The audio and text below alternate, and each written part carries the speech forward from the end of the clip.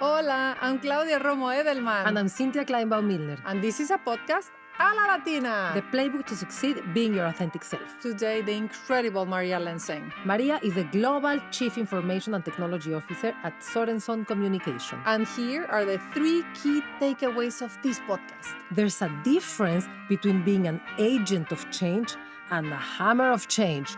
She gave us many examples in which Latinas are being used for our comfort with conflict to drive culture change faster than it's needed and that the organization is ready for, and then we get blamed for it and pushed out for it. Watch out for that. Number 2, what does it mean to network is not the amount of people that you know, but how many people actually know you for what you're good at.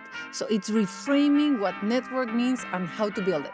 And number 3, she gave us the manual on how she starts a new job and the literal manual she gives to those that will work with her, which explains how to engage with her and make the most of the relationship with their new manager or peer. All of that and more here at A La Latina. Stick around.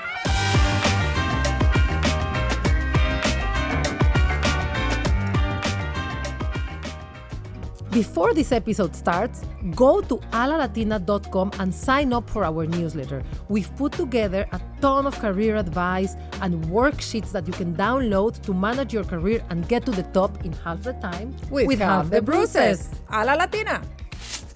Today, a very special guest and an incredible woman, Maria Lensing. Maria is the Global Chief Information and Technology Officer of Sorenson Communications. She is the former President of Healthcare Services at AT&T, the former CTO at McKesson, and the former Chief Strategy Officer at Walgreens. She's on the board of High-Tech, the Hispanic IT Executive Council, and of her own company, Sorenson. Amiga, very few women trailblazers are guiding and so supportive of everyone like you. It's such an honor to have you with us. Thank you so much for having me. It's an honor to be here. Yeah, we've just been waiting for at least a year and a half, but that's great. It's good. It only took a year and a half to get this schedule. It only took a year and a half. Yeah, so for everyone that's not aware of our scheduling shenanigans, we've been trying to interview Maria literally since season 1. And we've had her in the schedule twice, and for whatever reason, she had to cancel. So I'm super excited because I've had so many questions for her, and now I'm going to get to ask them. And we want to start with our favorite subject, which is you. How did it all start? Where are you from? How was your family set up? What did you study? How did you make it to where you are? What values were along the way? Great questions. Originally from Peru, I was there for 14 years. My dad was a 2-star general in the Army, super disciplined. He had 2 PhDs in education and psychology. My mom, she was a trailblazer. She was a woman in Peru that wanted to be a lawyer, but wouldn't let her go to school in law school. The schools wouldn't accept her because she was a woman? That was one of it. The family also actually didn't let her go to college. She actually had to leave home. She had to escape home to go pursue an MBA, which is the most that she would do. And she became the COO of a law firm. So she was the VP of operations and managing all that as close as she would get to it. That's what she would tell me. So I grew up with highly educated and really just hardworking parents. They both grew up with very little means and grew up to have a lot of means. And then something really tragic to our family happened, which is my baby brother got cancer. And when he had leukemia, it really shifted everything in our lives. My parents were already retired by the time they had us, actually, and they dedicated their lives to really enjoy retirement and enjoy time with us. And when the baby one, my brother, who is about 6 years younger than me, he got sick, that's all they did. I tell you this story because it's actually a story of how I came to the United States. We always knew we'd come here to do our masters, we had our trust funds, all of that. And then the treatment for cancer in Peru is extremely expensive. So everything went to them. And a friend of my dad, he had taught at the school here, at the officers' school. What is that called? West Point. Yeah. And he met a lot of different generals there. And one of them knew of St. Jude Children's Research Hospital in Memphis and said, have you heard of them? They made an appointment for my brother. And they came for a check. They said, we're going to make sure that he can survive for 2 weeks. And they both passed away years later here, never returning to Peru. So, oh, wow. Your parents, you mean? My parents. Yeah. So we were left behind for 6 months. Then we came to join them. And we stayed because the something about the Latino family is that we're very tight, very close. My brother, 6 months without us, he was a baby. He started going into depression, and that really hurt his treatment. So when we came to visit for what was our summer holiday, right, December through March, the uptick in his outlook, in his treatment, the doctors begged us to stay. It's like clearly the family unit is really important to your brother and his health and his ability to survive. So we stayed, and that's how we came to the United States. Okay, so you're 14 years old, you moved to the US, you live in Memphis, your Yes. family is probably spending 99% of all their energy And money. and money taking care of your brother. What happens with you? Like, how was moving to a new country? Oh yeah, it was interesting. Memphis. Shout out to Memphis, Tennessee. They have soul, they have kindness. They welcomed us. To come here legally, you're not allowed to work.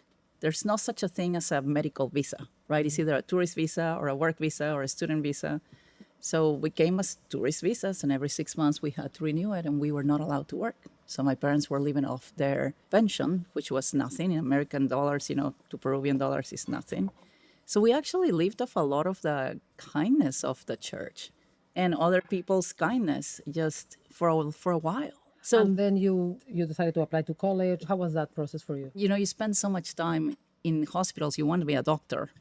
So I did a couple of summers at St. Jude, and I said, let me help. And I realized I have a problem with blood. That's going to be a career limiting factor if I want to be a doctor. So I got introduced in the school, thankfully, the local university. It was a Christian Brothers University, Catholic university, private, had a session inviting a lot of women to get introduced to STEM, right? So what are some of these studies that we can have? And they had an early identification program. Wow. And they introduced us to what engineering did. And guys, I was in love. I'm like, okay, I can't be a doctor, but if you look at neural networks, because remember, I'm still trying to fix my brother. I'm still trying to improve him. I'm like, if I can get the neurons to work again, that's just like electrical circuits connecting as well.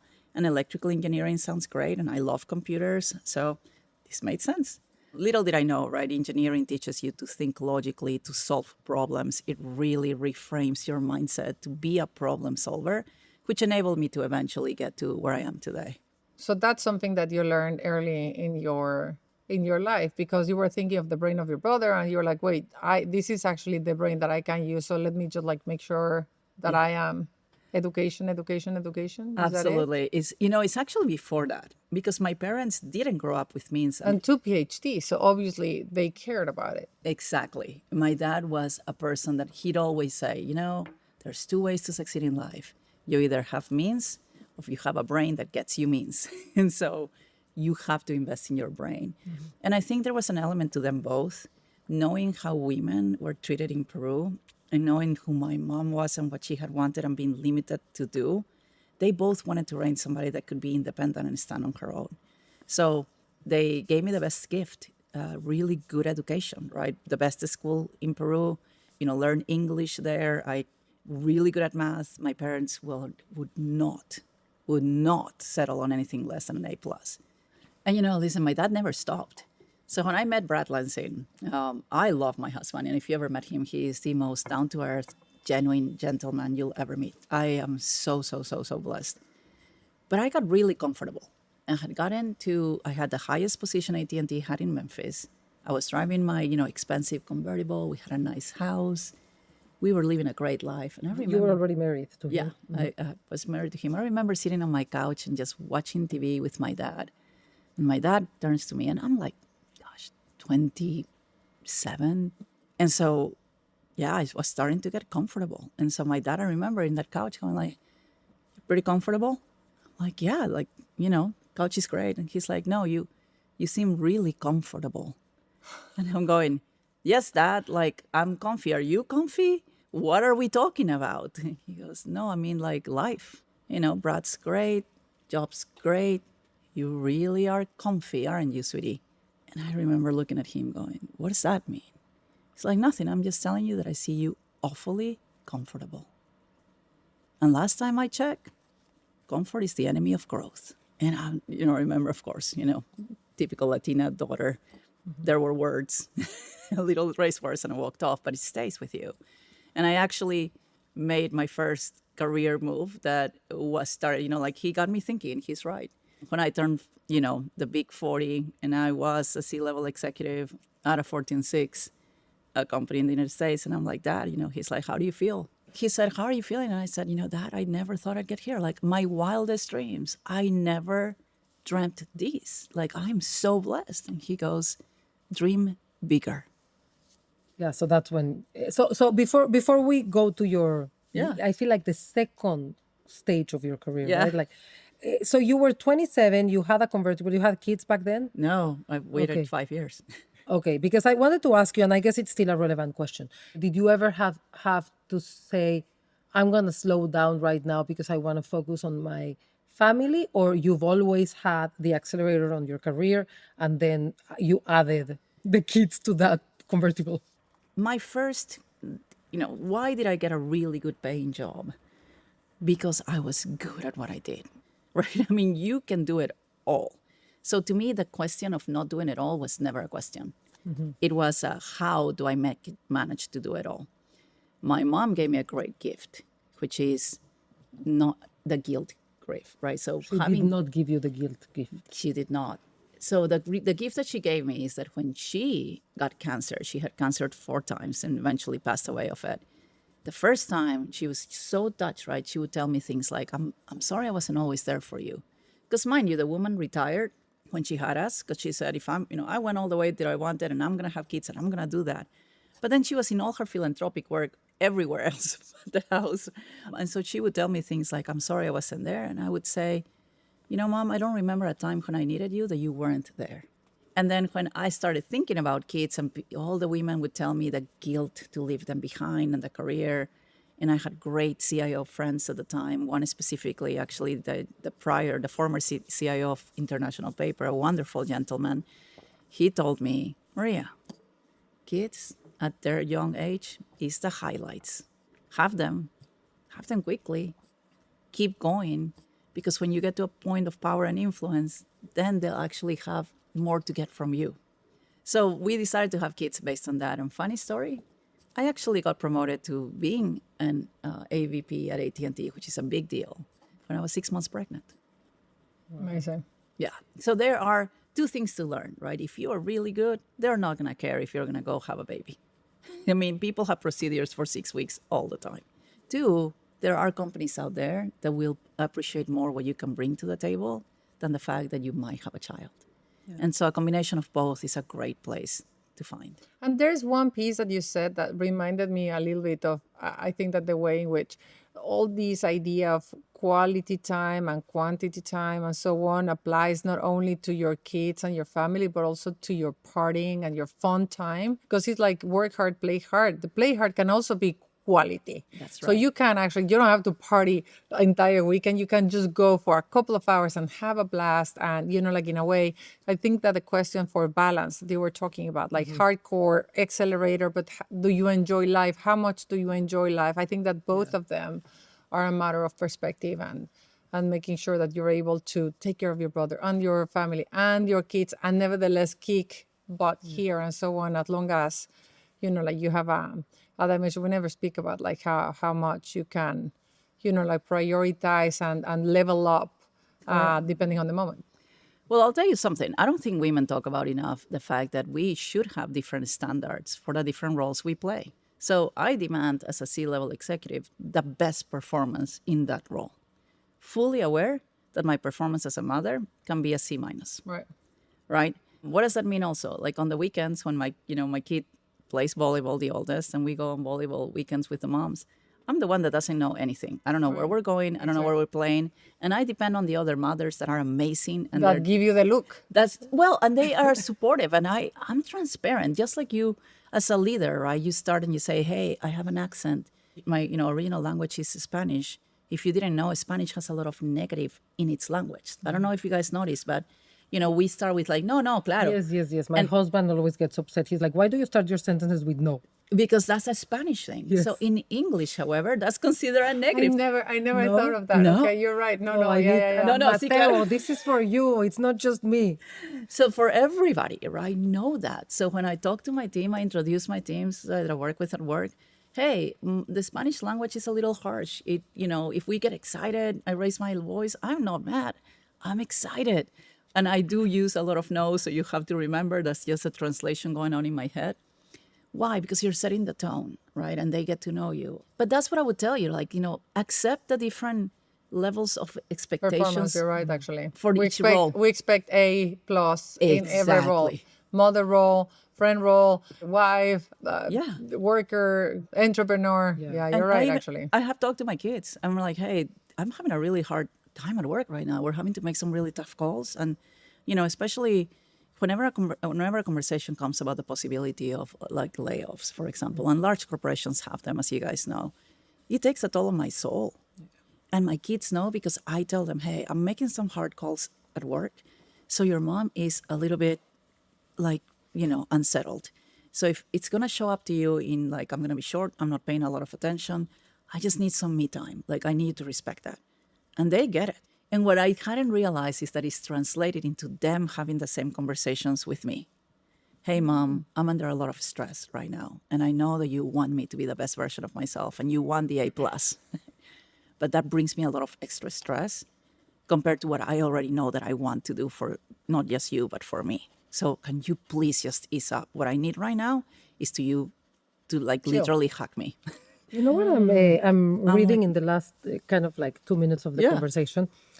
I feel like you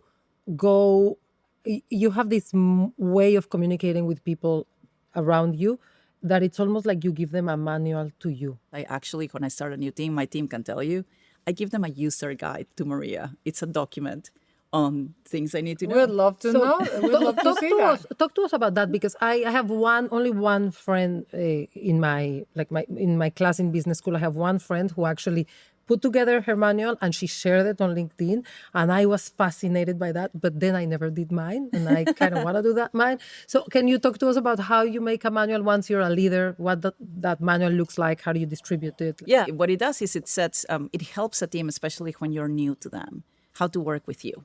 Right?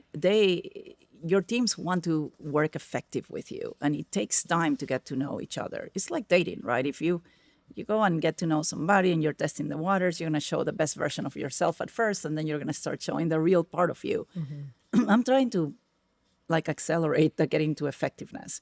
So it starts with things like, how do I learn? Mm-hmm. Right? So I'm a visual learner. I like to talk through problems. I like to read a lot. So send me a document if you want to. I'm a problem solver. So if you walk into the room and you have a problem, I'm going to try to solve it unless you tell me you just want to vent. So I tell the team, tell me what kind of conversation we're going to have. Set up a meeting that tells me what you're trying to do. Is this a workshop? Is this a decision-making moment? Is this just an information meeting? The DIA process that, decide, inform, advise, which is it? So it talks about that from me. It's like, I prefer certain things. Here's the cadence of meetings that I've had in the past. Here's why. Does it work for you? Mm-hmm. It talks about things that I have some pet peeves, right? Like complacency is a huge pet peeve of mine. The appearance of complacency shows up to me in these ways. So if you're not somebody that is actively telling me about situations and all of a sudden the metrics look bad, it's a surprise. And I said very clearly, I love good news. I'm okay with bad news. I dislike surprises. So very tactically, do you show up on day one and are like, here is my manual, boom, you put it on the table, people to read it? What is the process for you to socialize this? You just got into a new job recently. Yeah, what did you almost do? a year ago now. Yeah, I mean, honestly, the first time, I didn't share that until we were settled. I would say, I probably shared that document about a month and a half, 2 months into the role. The first times is just listening. Who are you? What are you feeling? What do you think it's working? What do you think it's not? Where do you think I can help? And I remember a lot of teams want you, right? When you're the leader, well, what do you want? I'm like, I couldn't even tell you what I want right now. What's going on? How do you do your job? What's working well in that? What's not working great? And when you let people have time to talk, they'll tell you everything you need to know. You said you're very good at what you do. Yes, I am. So what have been the obstacles? Where did you have to dial down because you're Latina? Where did you have to hide it? Or, at some point, the stereotypes of you're a woman, you're Latina, you're this, and so on, in STEM, probably are higher than in normal corporations, which are already high. I don't hide this fact, right? For many years, I didn't embrace my Latinidad, right? To go up the ladder in most corporations when I was growing up in them, because there wasn't anybody that looked like me. I didn't know what that example looked like. Mm-hmm. So I followed the example of reserved, composed leaders. When I had to dial back is in that execution muscle. There's a really fine line between being an agent of change and being a hammer of change, right? And the latter is negative. Let me give you an example. And I would watch out for that.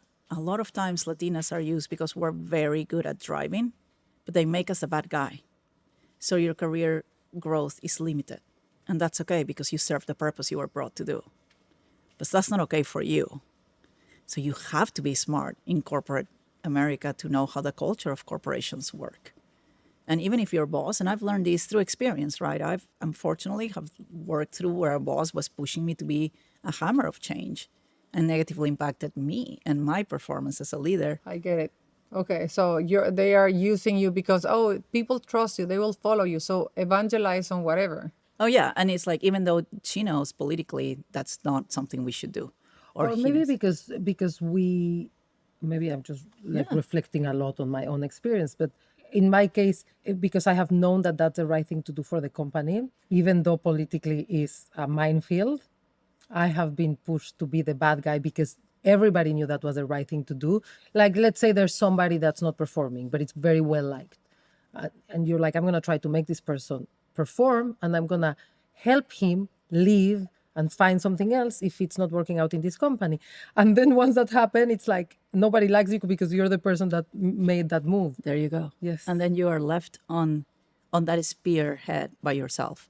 So what you need to understand is you can't move faster than the culture of the company you're in, no matter how much support they tell you have. The support you have is really built by the people you serve, right? So you're a leader. And ultimately, if they're putting you to drive change that is so against the nature of the team, and you are going against culture, you can't be the only one. So I would advise anybody, right? If you're on that race and you think, yeah, I'm going to get ahead, well, look around. If you're too far ahead, maybe you're in the wrong lane altogether. So those are things that you have to learn. And so I wouldn't say that I'm good at politics as much as I've learned. You're such an analytical person. I can see the engineer in you, like analyzing and saying like, oh, I see the performance that I have in everything. So having been there, done that, and being in the position where you are, what is your playbook? You gave us a sense of how to work with you. What is your playbook? What would you tell young Latinas watching you that are care for STEM or care for corporations in a way that is like, okay, so start by 1, 2, 3. So for the young Latinas out there, first and foremost, right, again, don't fall into the trap that you have to decide your life at 18. You're going to have different stages in your life. The first stage is you have to get really good at one thing. Be really good at it. I don't care what they tell you. You go to college, lean into something that you're good at and you like. People are going to talk to you about passion and stuff. They're probably later on in life where they can actually care about passion. You have to develop competence. And competence is, I'm great at this, I'm going to lean into it, and I'm going to get really, really good at it. Because networking, as in how many people you know, is a fallacy. Networking is about how many people know you. And people know you because you're good at something. So spend the early part of your career in getting really good at something. Then the next stage of that career is start getting that general sense of how to manage. Because once you get really good at something and you have earned the respect and the credibility to be asked to do more, then start to expand. And it's going to get uncomfortable because now in this stage, you're not going to do yourself as much and you're going to get into positions you're not the expert. It's great development for you. As an engineer, moved to sales, I talk about that move all the time. It's the best thing that happened to me and the one I resisted the most. So that's the next stage. Start doing your general knowledge. Then develop leadership skills. That's when passion comes in. Then you get to marriage, like what I'm really good at, what I've learned that moves a company, right? If you have a chance, minor in finance or economics, I promise you it's going to set you up for the future. I do it today as an engineer. I tell my engineer friends, we should have learned finance. Do that piece. And then later on, then worry about a passion. By that time, you've earned your spot, you've earned your credibility, you build a network of people that know you and respect you and are going to be there for you. And success is not alone. I would say resist the urge to be perfect. Perfection is not possible. Excellence is. Seek excellence. Do not let other people define success for you. I can't say enough of this. Everybody is going to have, especially as Latinos, right? The tias, los tios, everybody has an opinion on what success should be. It's got to be you. And from a technology perspective, learn what technology can do. Don't be afraid of technology. Think differently. If in your field technology can take some of the tasks that are simple to become automated, then concentrate on the tasks that cannot be automated. We are never going to lose the need for the human brain, but we will get, reduce the amount of manual tasks that we will have to take. That's what back to the brain. What if your brain creates a significant differentiation? That's what I would invest. And you said that your dad told you to dream big. So what would you tell your dad now that you're dreaming of? I would say this to Dad. Dad, every year, I'm surprising myself. You were right.